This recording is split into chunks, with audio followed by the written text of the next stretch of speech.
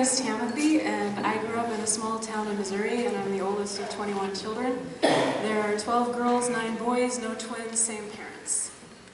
So, I grew up one of many, part of a group.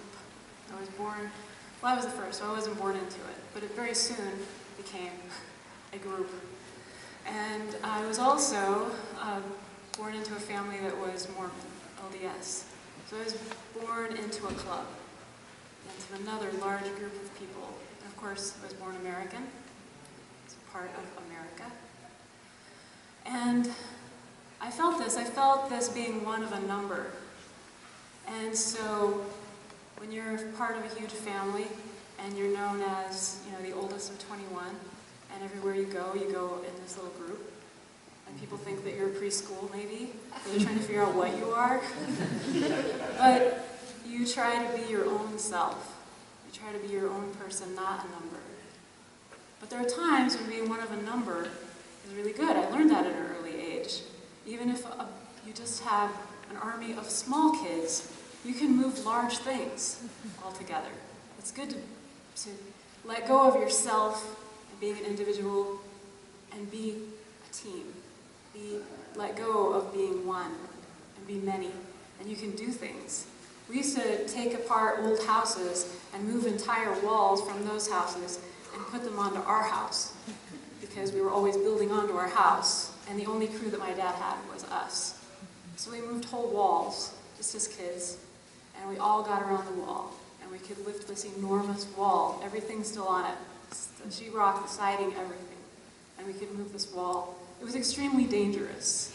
It was really dangerous, and that's when we got together as a group and prayed all the time. These walls, being Mormon, we got together and we prayed as a group that the wall wouldn't fall on any of us, especially little ones. Really bad.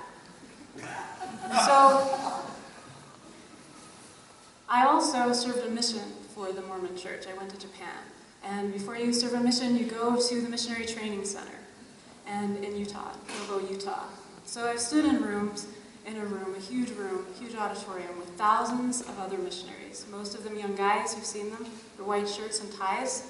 But some girls like me, dresses, lots of long hair, lots of big hair, they're all from Utah, name tags. And so I stood, and during that time, decided to give up being me for 2 years and be part of many, and stand with this army. And if you grew up in the Mormon Church, you grow up singing, "We are as the army of Helaman. We have been trained in our youth. We are all enlisted until the conflict is over. Happy are we, happy are we." So recently I've joined another group. I marched with women, and I went to the rally last Sunday, and I feel that again. This need to give up being an individual and stand with a number of people. And it feels good. It feels like we can do something. We can lift walls. We can tear walls down if we all stand together. But I know that I'm preaching to the choir here, right? And in the Mormon Church, you never turn your back on the congregation and preach to the choir.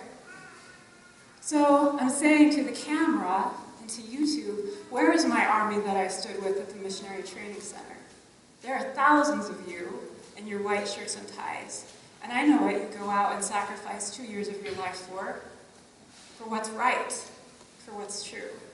And yeah, maybe your life has gotten harder, and maybe you don't have the jobs that you want, but you know what Mormons believe? That life is supposed to suck, and you're supposed to endure to the end. That's what we're taught. Yeah. So, where are you now? I'm happy to stand with all of you, my new brothers and sisters. But I'm waiting for the army that I stood with before. I don't go to church now, but they're there, and I know what they stand for, and I'm waiting for them to come forward and march with us, in their white shirts and ties and their dresses, and their big hair and their name tags. Because we are as the army of Helaman, and we have all been enlisted into the conflict.